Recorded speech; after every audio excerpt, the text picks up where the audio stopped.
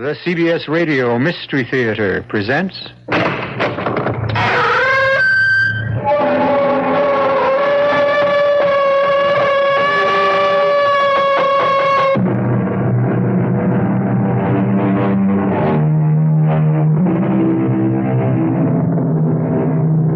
Come in. Welcome. I'm E.G. Marshall. You've come to the right place.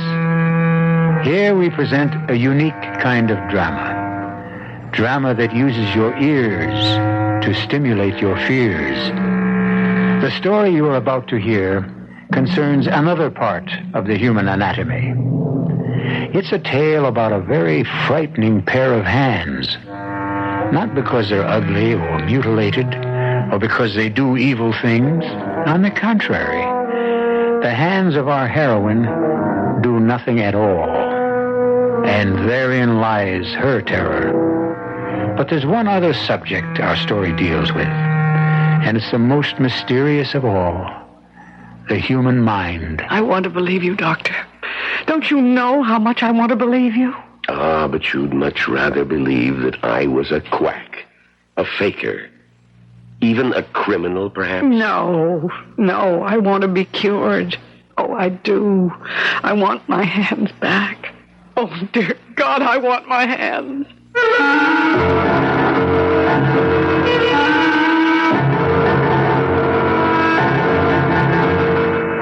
Our mystery drama, The Hands of Mrs. Mallory, was written especially for the Mystery Theater by Henry Slessor and stars Celeste Holm.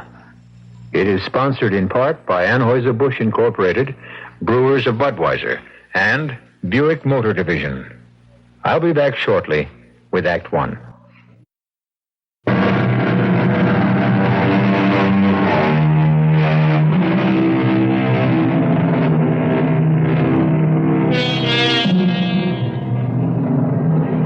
Think of the most beautiful day you can imagine.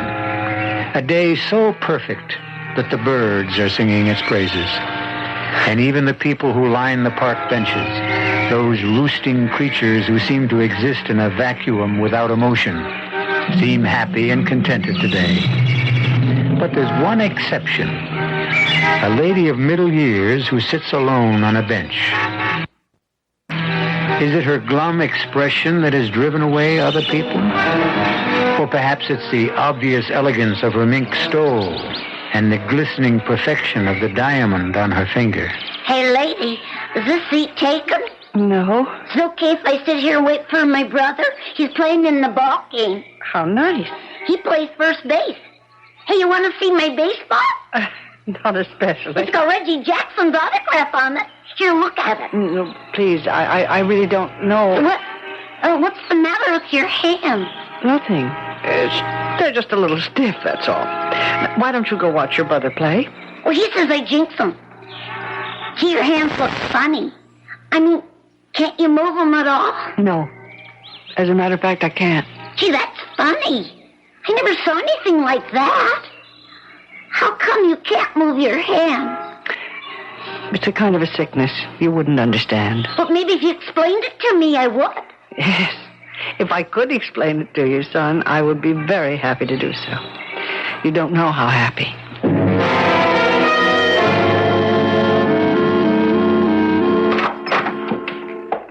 Come in, Ida. Have a seat. I always feel so guilty when I take your time.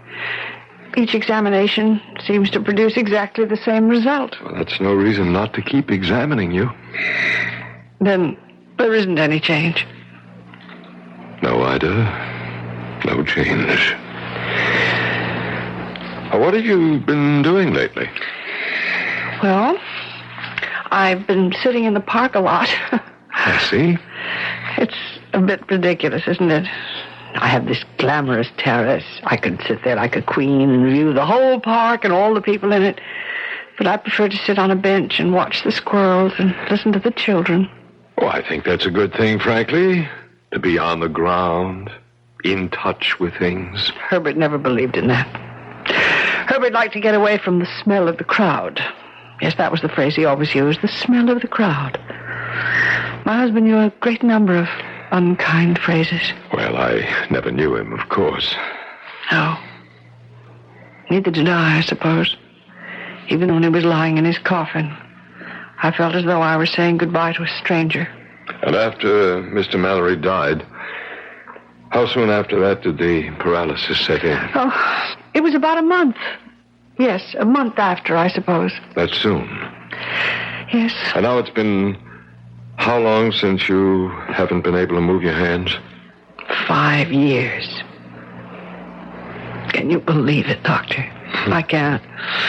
After the first 6 months of this terrible paralysis, I thought I couldn't go on living with these stone fingers of mine. I thought it would be preferable to be dead. But you never lost hope of a cure. No. I mean, that's what's kept me going. The hope of a cure. Oh, and something else. I suppose one must say a kind word for money. If there was one thing Herbert did in his life, he managed to leave a very rich widow behind him. Ida, I hope you won't misunderstand what I'm going to say. Doctor, you don't have to say it. I know what comes next. You're going to advise me to get out of myself, to stop thinking about my poor hands and think about other people. Charity work. Well, Ida, that's one suggestion. Oh, if you knew how many charity committees use my name, or how many thousands of dollars I give to every foundation with an impressive name. Ida, I was going to talk about going back to that psychiatrist. Oh, that. I honestly think you gave up too soon. If you'd given the man a chance... Dr. Merritt, my hands are paralyzed. I'm not imagining it. They're paralyzed, frozen, insensitive. You've made all the tests yourself. Do you think I've been faking? No, of course not. The illness is genuine, but sometimes the origin of an illness of this nature can... It's all in the mind, yes, of course. All in the mind.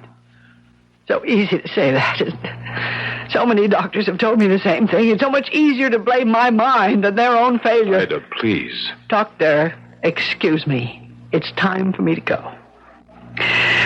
You've got lots of patients waiting for you. Some of them you might even help.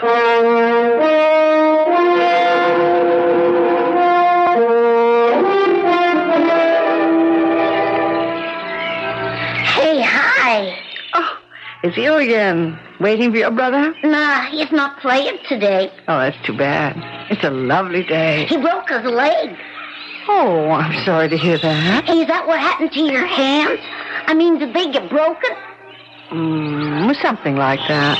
Well, do you feel anything at all? I mean, like your fingers? You're a very curious boy. Did anyone ever tell you that? Can I just touch him, lady? Please? No, please don't. Hey, you kid. Now cut that out. Well, Stop bothering this lady, you hear me? I wasn't bothering her. All right, now go on, get out of here, leave her alone. Okay. I just wanted to touch her hand. I'm sorry, ma'am. I just couldn't help overhearing. Thank you. He was getting a little too bothersome, although I'm sure he didn't mean any harm. Well, I could see that you were getting annoyed. Ted? Yeah, oh, yes, I'm over here, Melinda. Lend me a hand, huh? I can't manage 2 hot dogs and a bag of peanuts and 2 crutches at the same time. Oh, sure. Hey, I'm sorry. Excuse me, ma'am. Oh, this one's yours, with the mustard. Thanks. Do you think I could sit down? Of course. Ted, would you grab that crutch? Yeah, I got it. Listen, I told you that I'd get the hot dogs. I mean, you didn't have to be quite so independent. That's funny. You're always complaining that I'm not independent enough. Oh, am I crowding you, ma'am? Oh, no. Plenty of room. Ted, who's that boy I saw running off? Oh, I drove him off. He was bothering this woman. Oh, dear. Oh, are you all right? Oh, yes, I'm fine. As a matter of fact, he was telling me about his brother's accident. He hurt his foot. I guess this must be the season for accidents. You mean these crutches? I'm afraid that was another season. Hey, gee, it's warm, isn't it? Huh? For this time of year? Of course, you're warm. Saving fair damsels and all that stuff. I didn't know you were a regular St. George, Ted. Yeah, sure I am, with kid dragons. Would you like some peanuts, ma'am? We've been trying to give them away to the squirrels all day, but we haven't seen any. No, thank you. I don't like peanuts very much. I can't imagine what squirrels see in them. Don't worry. My brother will happily eat them all by himself. Your brother? I'm Melinda West. This is my brother, Ted. And my name is Mrs. Mallory. How do you do? Haven't I seen you two here before? Oh, you probably have. We live close to the park. Are you from around here, Mrs. Mallory? Oh, yes. I live in that building right there. Oh. What a view you must have. Can you see the park from your window? Oh, yeah. Oh, if I had a window like that, I'd never come down to the park. Well, of course, these crutches sort of discourage you walking around very much. Do you both live in the city? No, we're from Ohio. We've only been here about 2 months, but I guess we'll be going back soon. Don't say that. Don't even think that, Ted, please. I'm sorry, Melinda. I didn't mean to... I gather that you don't want to leave. Well, not if it means that... Well, the truth is we came here to see a doctor, a surgeon who specializes in cases like mine. You see, I was in an automobile accident 2 years ago. I haven't walked since. Oh, I'm so sorry. I know exactly how you must feel. Well, people always think they do, but they really can't. Melinda. What? I think your brother is trying to signal you, Melinda, about me. What do you mean? He means these. My hands. Oh, I'm so sorry. I didn't even realize. No, some people don't realize that I can't move them. See, as long as I sit here very quietly, my whole body is as immobilized as my hands. Yes. Now I know what you mean. I know how tempting it is to just want to sit, be a statue, so that for a little while you can forget that part of you is dead. Oh, come on, Melinda, please. Let's cut this out, huh? Please, tell me more about this surgeon. I can tell you what he said in one word. One 2-letter word. Oh, dear. He won't operate, then? He said it wouldn't do any good. He turned us down flat. That's why I want Melinda to let me take her back home. Oh, well, do you have parents there? No, we have no one. But I don't want to go back. I don't. I want to see... What were you going to say? Never mind, Mrs. Mallory. Now, come on, Melinda. You finished your hot dog. Let's go home. Ted, let me tell her. Let me ask For her. Pete's sake, what kind of nonsense is this? What do you want to bother the woman for? Because there's no one else I can talk to about Dr. Griff. I can't talk to you about him. You just get red in the face and stomp away from me. There's nothing to talk about, and I'm sure Mrs. Mallory isn't interested in fairy stories. I really don't know what either one of you is talking about. Who is Dr. Griff? Oh, he's a quack, a phony. Ted. Well, that's all he is. A 2-bit faith healer who robs every cripple he can get his hands on. You don't know anything about him. You only met him once. Yeah, well, that was enough. I could tell in 1 second that the man is a fake. He can't cure a broken spine. But why not let him try? Somebody has to try. I don't want to be the way I am. Oh, Mrs. Mallory, I don't want to be this way. Help me. Help me, please.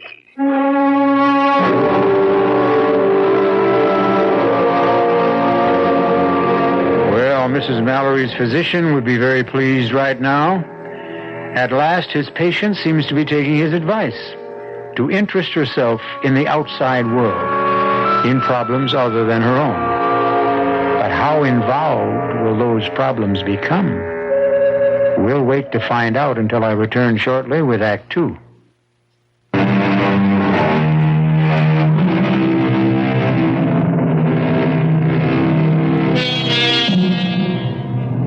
The good weather is holding in the city, and Mrs. Ida Mallory has returned day after day to her bench in the park. A bench which seems to have become her property by right of eminent domain. But even Mrs. Mallory would have to admit that her interest in these daily visits is no longer restricted to sunshine and green grass.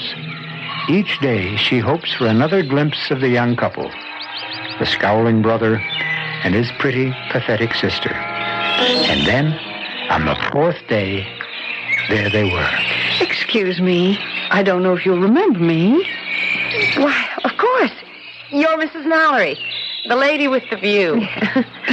Yes, that's right. How are you both? Oh, we're okay. Well, I really didn't mean to interrupt your conversation. Oh, don't be concerned about the way Ted looks. His face always is like a thundercloud, especially when we discuss the forbidden topic. I suppose you mean that doctor. Yeah, she talked me into seeing him again. You know something? Every feeling I had about him the first time was confirmed. That's really impossible, Mrs. Mallory. Tell me something. Is he a real doctor? Well, I'm not sure he's a medical doctor, Mrs. Mallory, but I'm sure he's entitled to the degree. Maybe a doctor of psychology or something like that. I'll tell you what he's entitled to, a good swift kick in But I'll tell you one thing about Dr. Griff.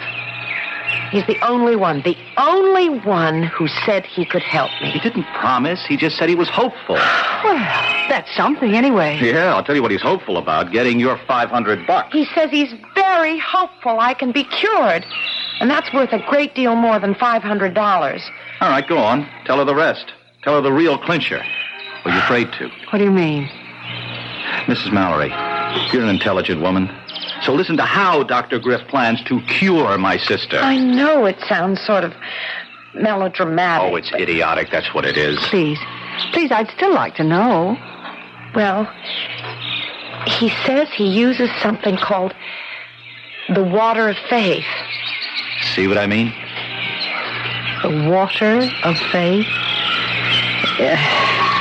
Sounds sort of, religious. Like, the holy water at Lourdes. It's related to that, yes. Oh, now do you see why I say the guy is an out-and-out fraud? The water of faith. Where are we? Back in the Middle Ages? Well, I must admit it does sound sort of odd. Just the same, he said that it works. That it's worked for dozens of people. He wants $500 for the treatment. With no guarantees, you understand. Oh, Mrs. Mallory, will you help me, please? Will you talk some sense to this woman? Oh, my dear. I mean, I have to admit it really doesn't sound reasonable. You mean the $500? Oh, but it's a very special treatment, Dr. Griff said. Well, I meant it's not reasonable to assume that such things can do any good. I see. So I'll never know. Is that it? I'll just turn around and take a plane back to Ohio and live out the rest of my life as a cripple, when for $500, at least I might have had a chance to live. Yes, I see what you mean. Ted. Oh, I hope you don't mind my calling you Ted. Oh, no, of course not. Your sister, well, she may have a point there. I mean, even if it is a waste of money, perhaps she'll never be happy unless you let this man try. If not, she'll always wonder about it. Always. Yes, I know that. That's what his whole bag is, making you wonder if it just might work. And, well, about the money, I don't know how to say this, but you see, $500 may seem like a lot to you, but it isn't to me. So if I can help you... Oh, no, please, absolutely not. It's not really a problem, Mrs. Mallory. We've got the money. Besides, it's not the money so much as, well, seeing Melinda disappointed again. I've had so many disappointments, you see. Yes, I know all about such things. Oh, dear. Yes, of course you do. Oh, you see what a selfish person I've become. I keep forgetting that you have your own affliction. I'm not sure that it isn't even worse than mine. To lose the use of your hand. Well, never mind about me. What are you two going to do? Oh, I don't. It looks like I'm outnumbered on this thing. Dad, does that mean you'll let me do it? You'll let me? Well, if you go back without trying this dumb water of faith, you'll always regret it. So, okay, let's get it over with. Oh, Mrs. Mallory. Oh, thank you. You're the one who did it. Oh, my dear. I just hope your miracle happens. All my life, I wanted to believe that miracles happen.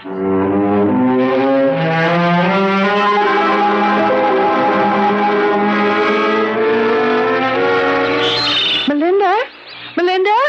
Wait a minute. Oh, Mrs. Mallory. Well, you move faster on those crutches than I do on my 2 feet.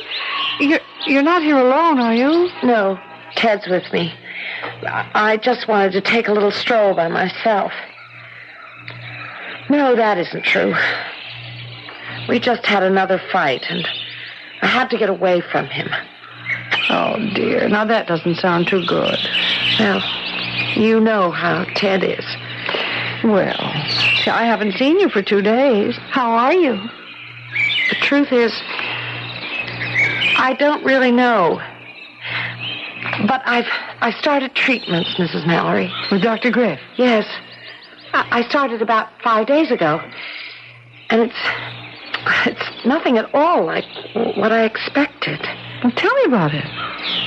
Well, you remember how silly it all sounded, this water of faith business. Well, it sounded a little theatrical. But it isn't. It's scientific, Mrs. Mallory. That's the most wonderful part of it. Dr. Griff only used that phrase as a convenient description of the drug. What drug is that? Well, maybe I shouldn't tell you this. Why not? Oh, I don't know. I have the feeling that there might be something slightly illegal about it. The drug he uses. A psychedelic suggestion. Psychedelic suggestion? Now, what on earth is that? It's the technique Dr. Griff uses. He uses it to liberate the mind from its control over the body whenever that control is negative. I'm sorry. I really don't understand that kind of talk.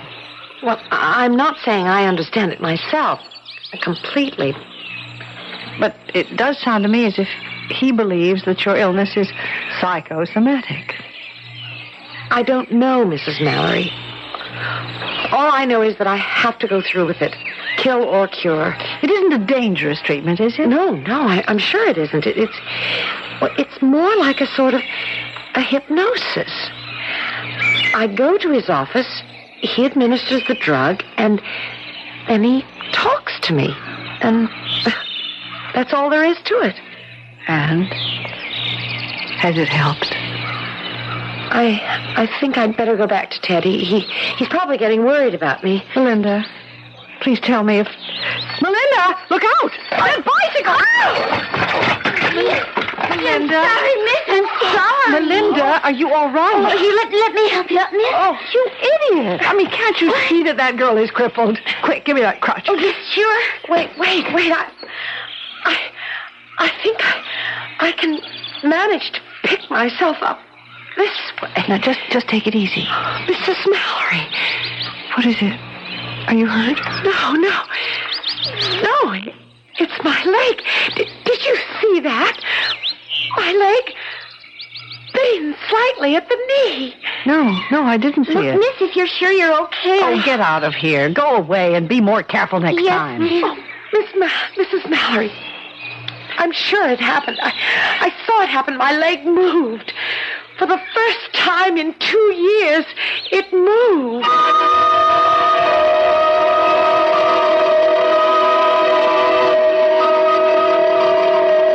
No, Ida, I'm sorry. I can't find any reference to this Dr. Griff in any medical directory. But that doesn't prove he's a fraud, though, does it? Oh, no, of course not. And as you say, the man may not be a medical doctor. I certainly hope he isn't. Why do you say that? Pride of profession, my dear. We don't like to have faith healers bearing the same credentials. And that's what you think he is, a faith healer. Well, of course. Oh, I'm not knocking the power of faith, far from it. Very often it's simply another way of getting at psychosomatic difficulty. Oh, I hate that word. I know you do. Oh, I've been through all that psychosomatic nonsense. All those doctors who tried to tell me that my paralyzed hands weren't, well, what they are.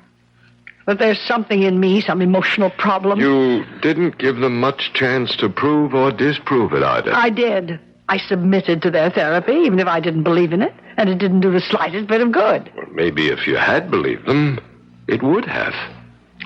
Flesh is flesh, Doctor. Bone is bone. That kind of therapy can't make my hands move any more than it can make that poor girl walk. And I have a good mind to tell him so.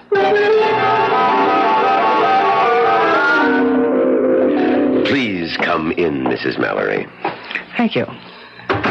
Won't you have a chair? All right. Well, do you mind if I ask who referred you to me? Well, actually, it was one of your patients, Melinda West. Yes, of course. A very charming young woman. Have you known her long? Just a few weeks. See, I haven't seen her for the last 10 days or so. How is she coming along? Well, actually, you'll get a chance to see her soon. She has a 3 o'clock appointment with me, which is only a few minutes from now. So, if you wouldn't mind telling me what's on your mind, Mrs. Mallory. Well, I just thought it would be worthwhile talking to you, Doctor. About yourself? Well, as you can see, I am afflicted. Do you mind if I look at your hands? Yes, frankly, I'd rather you wouldn't. Not just now. I'd rather hear something about yourself, about this treatment of yours. Melinda said something about a technique you used called psychedelic suggestion. Now, just what is that? It's a medical principle. As old as mesmerism, as new as chemotherapy. The power of mind over body. Huh? Psychosomatics.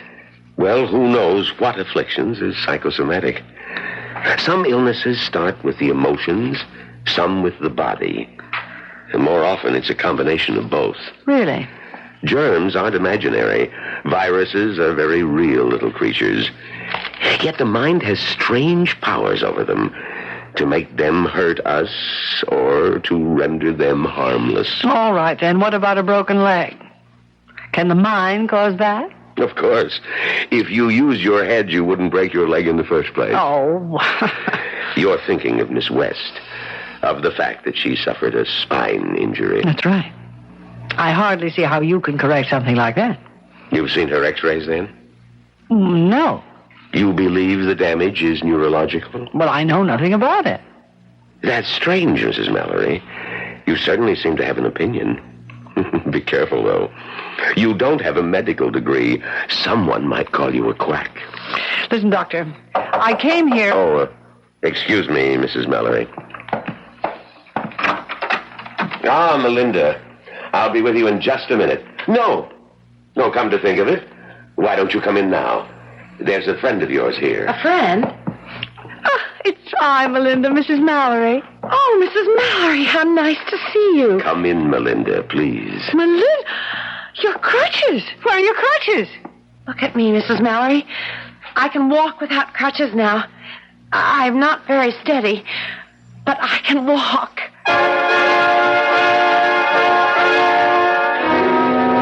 Well, there goes at least one of Mrs. Ida Mallory's cherished notions that the mind can't cure the body.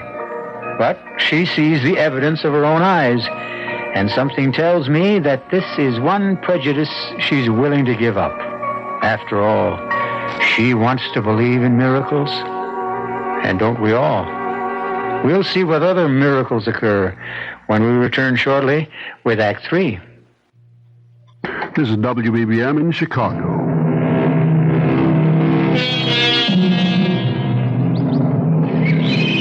Mrs. Ida Mallory has spent a sleepless night, dreaming of things she never thought possible. But when the sun streamed in her windows, her first thought was to get out into the park, and with only one hope, of seeing Melinda West again, and seeing her miracle confirmed. It's true. It's really true, Mrs. Mallory. Even Ted has to admit it. Well, I guess there's something to it, all right. I haven't seen my sister off those crutches in 2 years. But how did it all happen? I don't really know.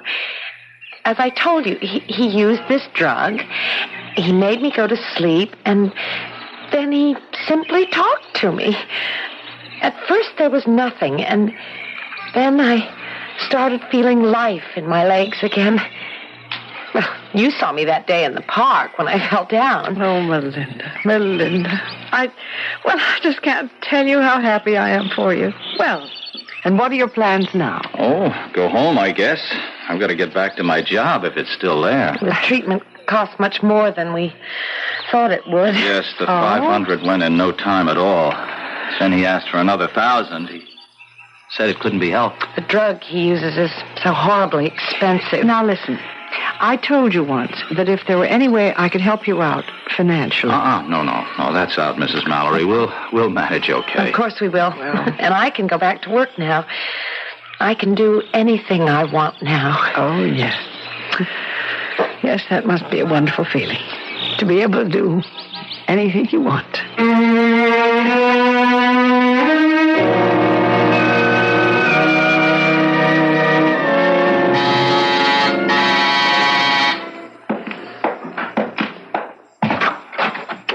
Mrs. Mallory, please come in. Thank you, Doctor. You know, it was really very good of you to see me on such short notice. That's quite all right. Please sit down. Thank you. Well, I don't quite know where to begin. Well, suppose I begin for you. You've been thinking about Melinda West. Yes, I saw her only this morning. She really is cured, isn't she? Yes, Mrs. Mallory. In my opinion, the young woman was cured. But you realize that all I really cured by psychedelic suggestion was the illness that existed in her mind, not her body. But I still don't fully comprehend it. I'm sure there was no real neurological damage to the girl. Oh. I think her bones and muscles and nerves were all in the proper place and functioning normally. Only her mind wasn't. But she seemed so sensible. Mrs. Mallory, do you know the story of that accident? I beg your pardon? Did Melinda ever tell you exactly what occurred that caused her injuries? No. No, as a matter of fact, she didn't. She simply said it was an automobile accident. That's correct. And she was the driver. Oh. There were two other passengers, her mother and her father. Both of them were killed. Oh, dear Lord. She did sustain some injuries in the crash. But it was apparent to me that they were not sufficiently grave to cause her the total paralysis she suffered. You mean she felt that guilty about what had happened? Guilty enough to seek punishment for herself. And she did. She punished herself by losing the use of her legs. And so your treatment was able to cure her? Yes, I'm happy to say. But of course it couldn't cure someone like me. What was that? I said it couldn't cure me. See, I didn't lose use of my hands for any kind of reason like that. I mean, it's just some sort of nerve damage. Doctors could never explain it. Well, if that's the diagnosis of your physician, that it's purely physical and incurable. But I didn't say that. See, I mean, my doctor has never used the word incurable. I have been hoping for years that it would just heal itself. I can't go on living like this, so helpless and so useless. Mrs. Mallory, have you come here to talk about Melinda West or yourself? Myself. I want my hands back. Oh, dear God, I want my hands. Yes, I was afraid that's what you had in mind. Afraid? Why? Because if you had any idea of becoming my patient, I regret to say that it's not possible. But why not? I mean, you accepted her as a patient, and you cured her. I mean, you really did. Unfortunately, Miss West is the last patient I can accept, at least in this part of the world. Doctor, I don't understand. Do you have to go somewhere? That's correct. But where are you going? Abroad. And my plans will keep me abroad for at least a year. Oh, no. I mean, listen, if you're going to Europe, I was thinking of taking a trip there myself. No, Mrs. Mallory, my destination isn't Europe. I'm going to North Africa. A case of some importance. Well, since when is one patient more important than another? Oh, no, I didn't mean it that way. Oh. It's simply that this is a prior commitment. But maybe I could go with you. I mean, I could take up residence there. I'm afraid that's impossible, too. Why? Well, the country I'm going to is a Muslim country. My patient is the son of, well, a notable Arab leader. Oh, why would that make any difference? What does it matter? I'll be living within the bachelor section of the official residence. It's an area restricted by Muslim law.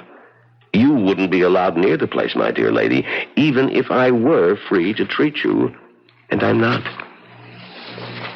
But I have money. I'll pay you. I'll pay you anything you want to stay and treat me. I mean, I'll meet this Arab leader's offer. Mrs. Mallory, the fee I'm about to receive, I wouldn't ask of any individual. I've been asked to remain with him for a period not to exceed 1 year. A year? For that year, in a Swiss bank, there will be deposited for me $150,000 in Swiss francs. 150,000? I'm very sorry that you made me reveal that confidence. No, I trust that it goes no farther. I'll pay you the same. What? You heard me. I'll pay you the same. I mean, not in a year's time, but as soon as you've cured me. I'm sorry. Your offer is very generous, but it's also conditional. What do you mean, conditional? You'll pay only for a cure. That's something I'd never guaranteed a patient. Not Miss West, not my Arab friend. No one at all. All right, then. Suppose it isn't conditional. Suppose I agree to pay you in advance. Well, that, of course, would be something worth consideration.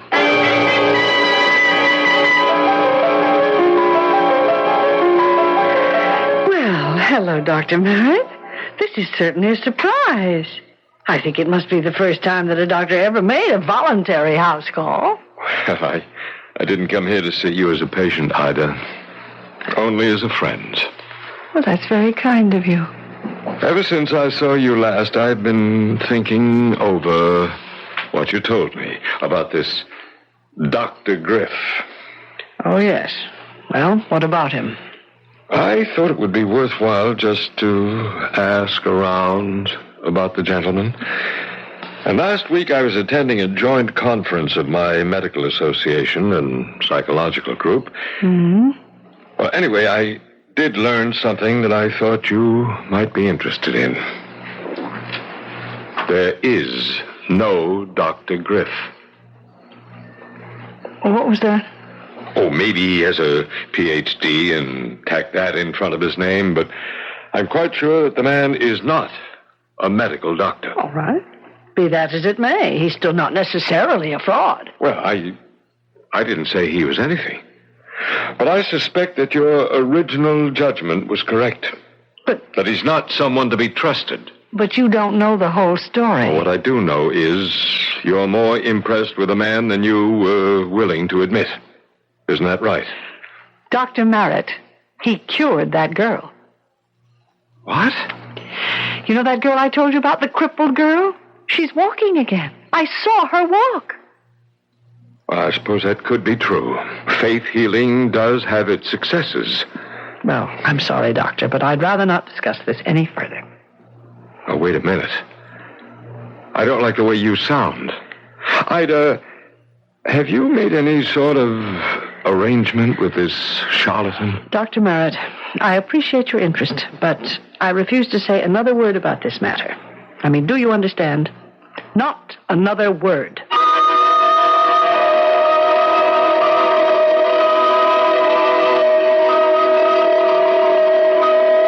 That's right, Mrs. Mallory. Just relax. Close your eyes and let the water of faith flow through your bloodstream. You can feel it tingling through your body, bringing you peace and tranquility, total peace and happiness. Do you feel it? Yes. Yes, I feel it. And now, I'm reaching out for your hand. Do you see me reaching out for you? Yes. Yes, I see you. And now... oh, of all times. Who's that now? Yes, what do you want? Are you Dr. Helmut Griff? Yes, who are you? The name's Berry, Doctor. Lieutenant Berry, Racket and Bunko Squad, Police Department. May I come in? No, you can't. I happen to have a patient with me right now. Would her name be Ida Mallory? And who are you? I'm her physician. You might say her accredited physician. I demand to know what this intrusion is all It's about. not an intrusion, Dr. Griff. It's an arrest. What? Doctor? Dr. Griff? So, may we come in now?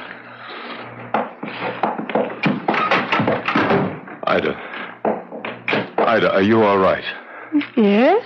Oh, what is it? It's all what's right, happening? Ida. Everything's going to be fine. They've got them all now, all of them. Well, what are you talking about? Is this the lady, Doc? Yes, this is Mrs. Mallory. I don't think she's in any condition to talk. He's obviously given her some kind of drug. It's a legitimate drug, a perfectly legitimate sedative. Yes, of course, Doctor. I'm sure it's nothing very unusual, Seconal or something of that nature. No mysterious water of faith. Please, won't someone tell me what's going on? Now, I'll tell you, Ida, but it may hurt just a little. You see, I told the police your story, and they investigated. He is a fraud, Ida. How dare you Be say quiet, mister. You're no more a doctor than I'm police commissioner. His real name is Michael Lanning. Alias Dr. George Watkins, alias Dr. John Wilson, and that's his modus operandi, Mrs. Mallory, posing as a fake doctor, offering miracle cures, usually for sick widows with lots of money. Oh, but he cured her. He cured Melinda. This is the part that may hurt most, Ida. He did not cure Melinda West. Because Melinda West was never crippled to begin with. I know. It was just psychosomatic. No, Ida. Just crooked. What? She was in on the racket with him, Mrs. Mallory. Her real name is Anna Fraser. Oh. Her so-called brother is Tony Fraser, and I'm sorry, they're not brother and sister at all. They're man and wife. No, and I believed them. Well, we haven't caught up with those two yet, Mrs. Mallory, but we will. Oh, I brought some pictures for you to identify. No, I don't want to look at them. I can't bear to look at them. Please, Ida, you must. But I don't want to prosecute them. I don't. Why really. not? They're crooks, plain and simple crooks, all three of them. I don't care. You have to help us now, Ida. You have to identify these parasites. Now, please, look at the photographs. You know something, Doctor? Sometimes people set out to do good and end up doing harm. And sometimes it works the other way around. What do you mean? Hey, now, stop that. Now, don't rip up those photos. Ida, what are you... For the love of heaven, you're tearing up the pictures. You're tearing them up. With my hands, Doctor. With my own hands.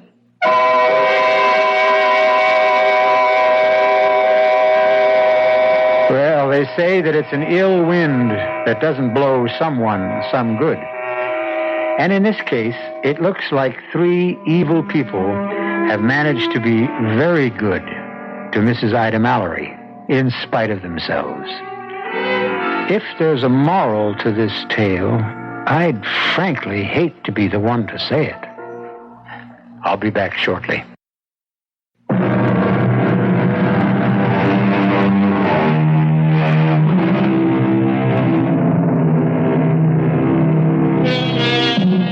No, we're not recommending that the best way to cure your ills is to fall into the hands of confidence men.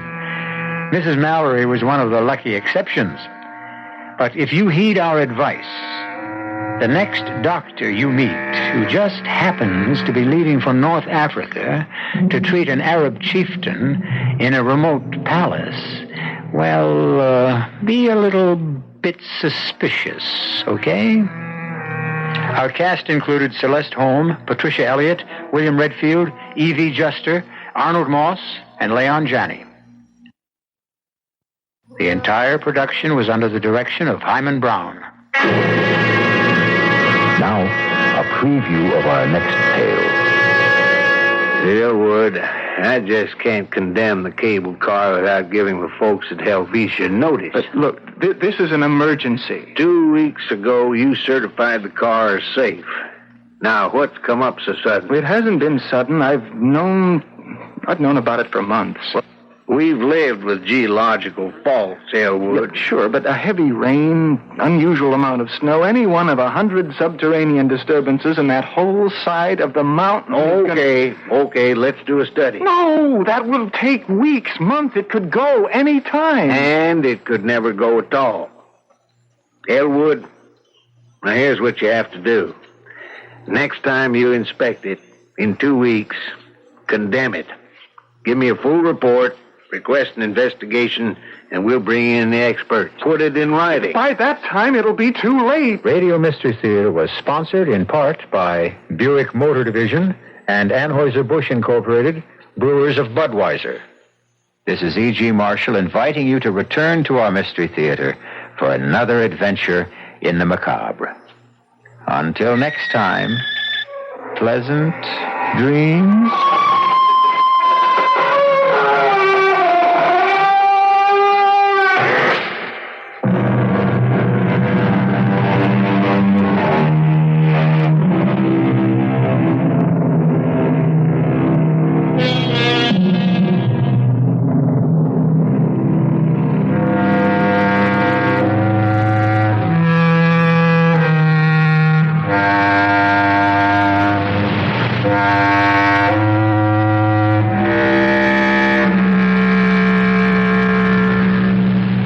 WBBM News Time is 11:24. This is WBBM in Chicago.